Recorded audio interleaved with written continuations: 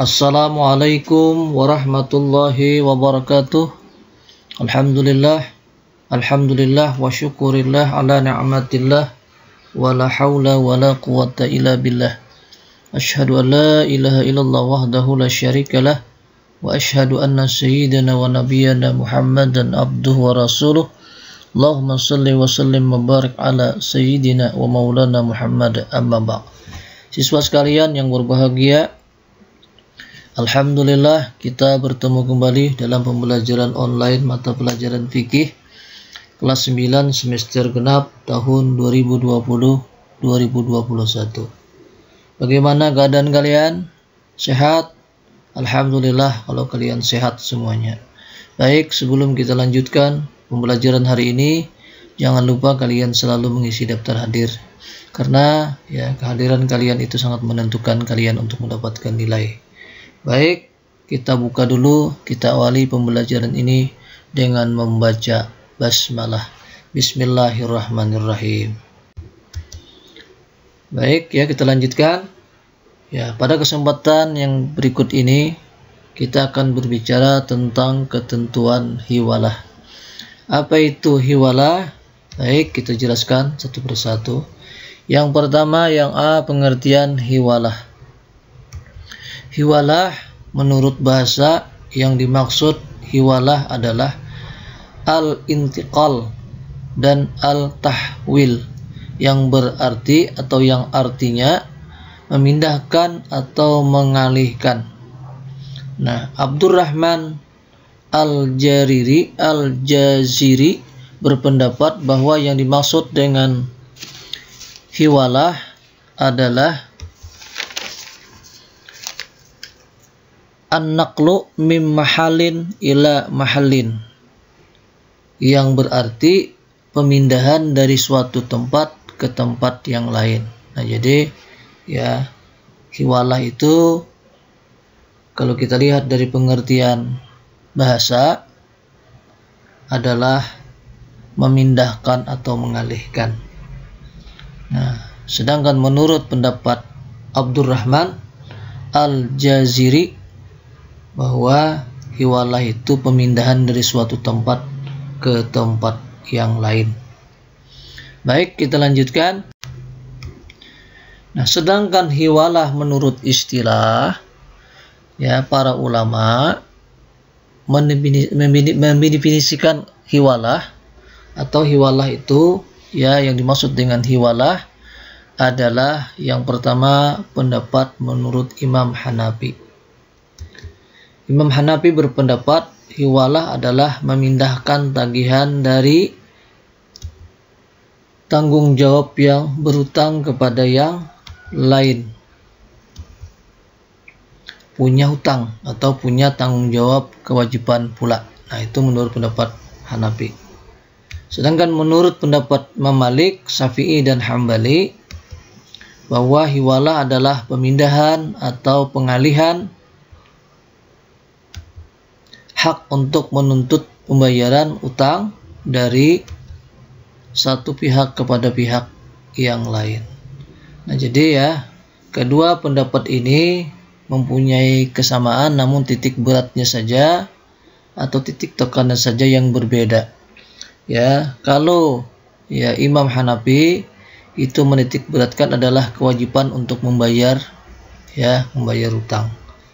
Sedangkan menurut Malik, Syafi'i dan Hambali adalah dititik beratkan kepada pihak orang yang menerima hutang.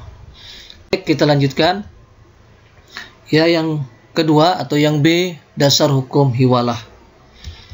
Nah, akad hiwalah disyariatkan dari Al-Quran, Sunnah, dan Ijma'. Nah, jadi dasar hukumnya adalah ada 3 di sini yang kita ambil. Pertama dari Al-Quran, kedua dari Sunnah, dan yang ketiga adalah dari Ijma'. Nah, yang pertama dari Al-Quran, yakni Al-Quran surah Al-Baqarah ayat 282, berbunyi, A'udzubillahi minasyaitonirrajim. Bismillahirrahmanirrahim. Ya ayyuhallazina amanu iza tadaitum bidainin ila ajalin musamma faktubuhu wal yaktub bainakum katibum bil adli. Jadi ya, Al-Quran surah Al-Baqarah ayat 82 berbunyi ya, ya ayyuhallazina amanu iza tadaitum bidainin ila ajalin musamma faktubuh wal yaktub bainakum katibum bil adli.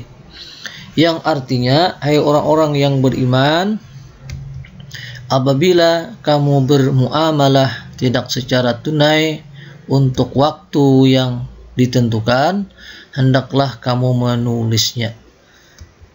Dan hendaklah seseorang penulis di antara kamu menulisnya dengan benar atau dengan jujur. Nah, jadi Al-Quran surah Al-Baqarah ayat 282 ini mengatakan apabila kita bermuamalah ya dengan tidak tunai, dengan cara hutang ya, maka ya kita harus menulisnya.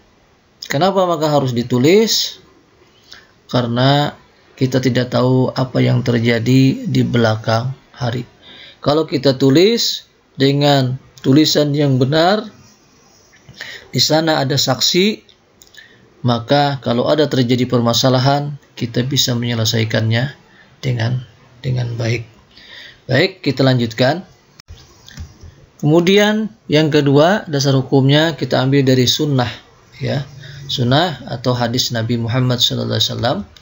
Nah, hadis diriwayatkan Bukhari dan Muslim ya, yang artinya dari Abu Hurairah radhiyallahu an bahwa Rasulullah SAW bersabda, yang memperlambat pembayaran hutang yang dilakukan oleh orang yang kaya ya merupakan ya perumpamaan apa? Merupakan perbuatan zalim. Nah, jadi orang yang memiliki hutang, orang kaya yang berhutang kepada orang yang lain ya, kalau dia tidak segera membayarnya padahal dia mampu, itu dikatakan adalah perbuatan zalim. Nah, jika salah seorang kamu dialihkan kepada orang yang mudah membayar hutang, maka hendaklah beralih, diterima pengalihan tersebut. Nah, jadi jika orang mengalihkan pembayarannya ya kepada orang lain, maka yang mengalihkan itu atau yang dialihkan itu atau yang menerima pengalihan itu harus menerimanya ya, harus menerimanya. Kemudian yang ketiga, pendapat ijma atau kesepakatan ulama. Nah, kesepakatan ulama menyatakan bahwa hiwalah itu boleh dilakukan atau hukumnya boleh. Siswa sekalian yang berbahagia. Baik, kita lanjutkan yang ketiga atau yang C-nya, rukun hiwalah. Nah, secara umum rukun hiwalah ada 6. Nah, yaitu yang pertama muhil. Apa itu muhil? Yakni adalah orang yang menghiwalahkan ya, memindahkan hutang. Nah, ini adalah yang pertama. Yang kedua muhal, yakni orang yang dihiwalahkan atau orang yang punya hutang kepada muhil. Nah, kemudian yang ketiga muhal alaih, orang yang menerima hiwalah. Yang keempat ada piutang antara muhil dan muhal. Itu yang keempat. Kemudian yang kelima adalah ada piutang antara muhal alaih kepada muhil. Kemudian yang terakhir yang keenam ada sigat hiwalah atau ijab dan kabul. Nah, jadi ada 6 ya rukun daripada hiwalah ini. Nah, siswa sekalian yang berbahagia ya, inilah materi kita atau pelajaran kita pada pertemuan ini. Ya, mudah-mudahan kalian bisa memahami, yang bisa memperdalamnya.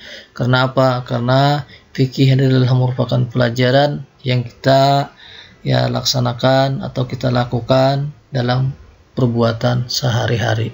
Baik, Bapak akhiri, Bapak tutup ya dengan mengucapkan hamdalah. Alhamdulillahirabbil alamin. Wassalamualaikum warahmatullahi wabarakatuh.